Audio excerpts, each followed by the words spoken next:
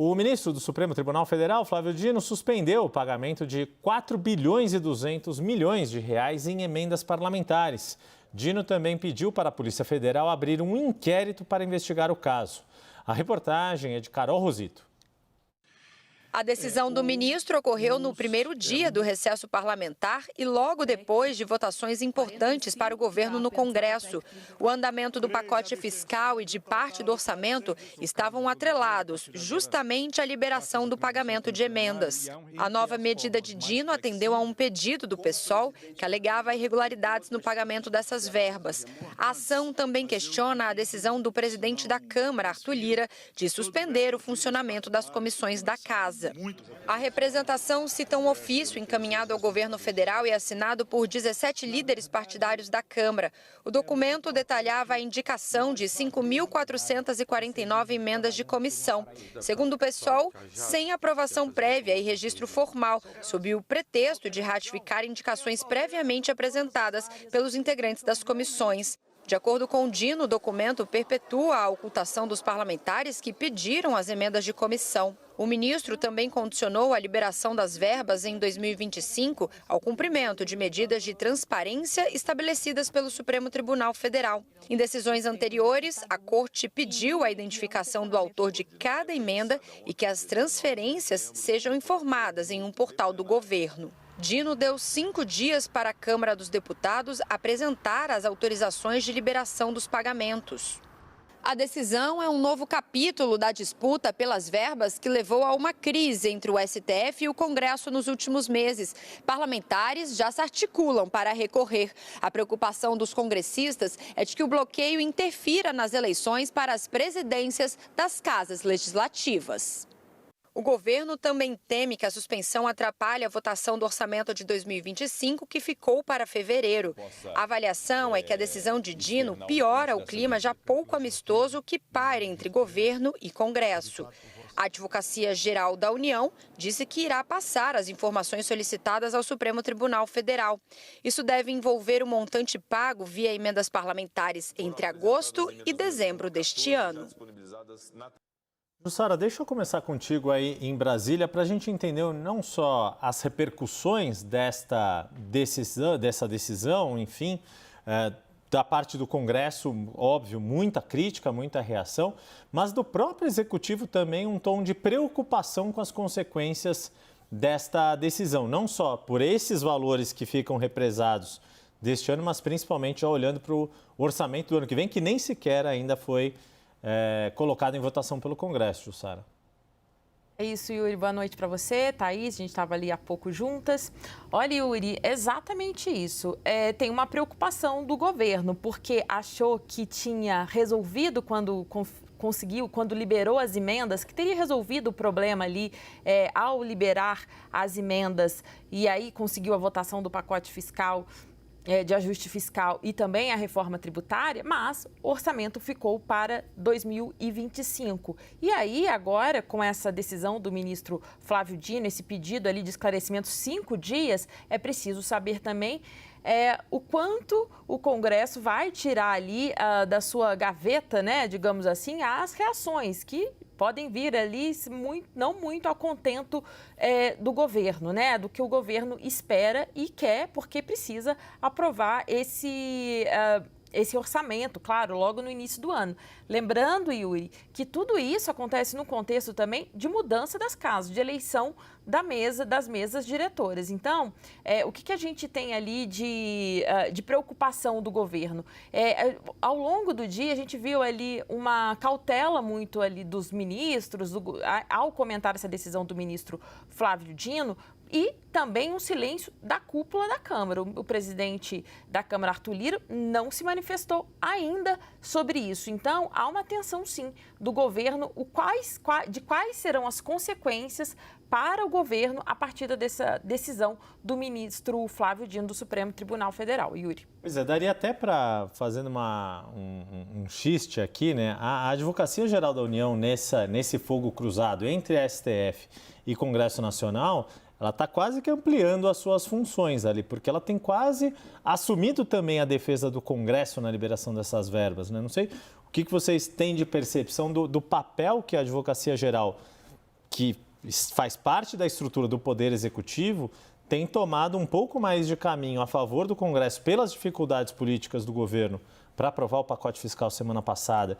e para ver como é que vai ser a recomposição da base a partir do ano que vem, com as novas presidências da Câmara e do Senado, do que pura e simplesmente atuar em relação ao que diz a legislação na deliberação, nos processos para a liberação dessas verbas. Quem quiser pegar desse ponto, eu vou dar um pitaco aqui, até na área de vocês, né? Porque a percepção da forma como as coisas estão sendo geridas, né? É uma percepção da certa confusão institucional que está acontecendo em Brasília, né, Yuri? Essa é uma preocupação geral, né, das pessoas em geral, dos empresários, do setor da economia real em geral, porque quando as instituições elas acabam, o papel delas se confunde, se mistura com uma necessidade política completamente fora do escopo, né, que é essa coisa da AGU tendo que se intrometer, o ministro Flávio Dino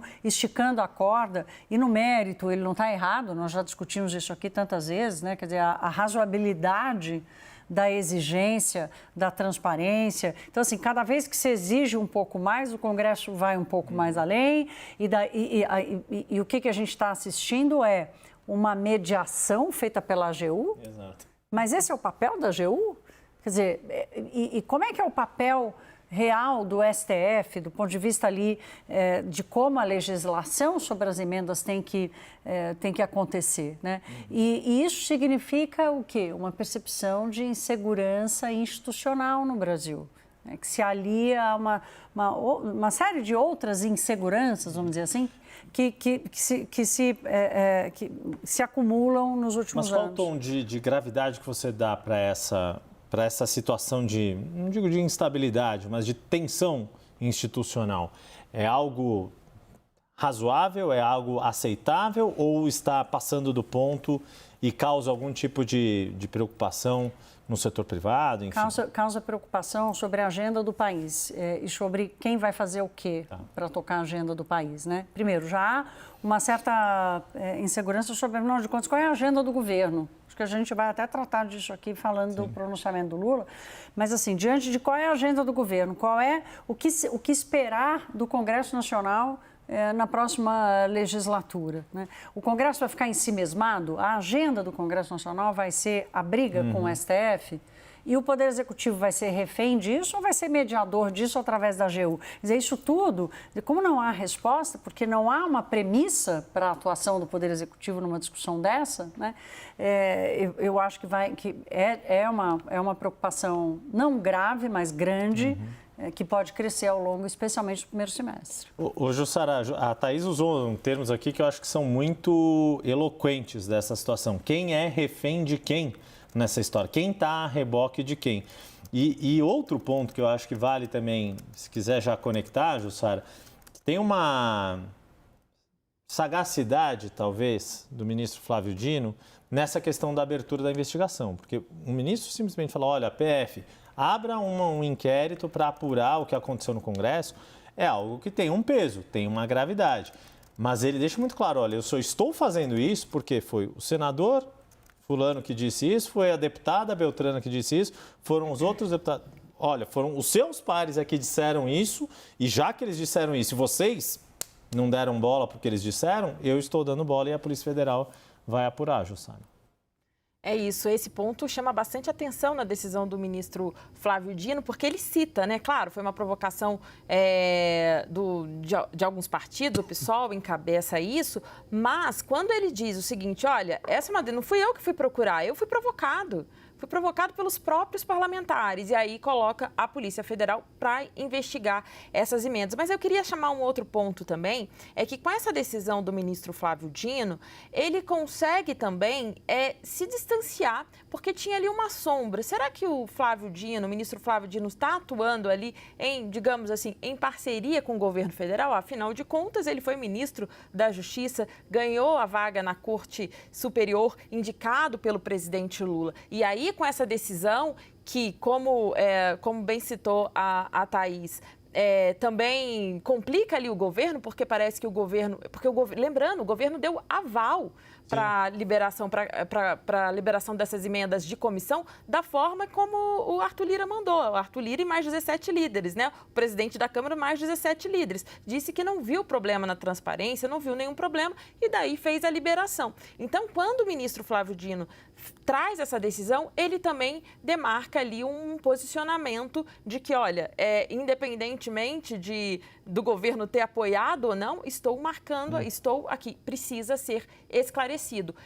Esse modo como foi feito, né, esse drible, digamos assim, dado pelo Congresso, pela cúpula do Congresso, né, não atende àqueles critérios que foram discutidos pelos três poderes. Nossa, quantos meses a gente cobrindo aqui desde agosto, né, aquelas reuniões para discutir os critérios de rastreabilidade e transparência, e que não foi entregue. Então, quando agora, na reta final, o governo pressionado para aprovar o pacote de ajuste fiscal, pressionado para terminar a votação da reforma tributária, aí o governo...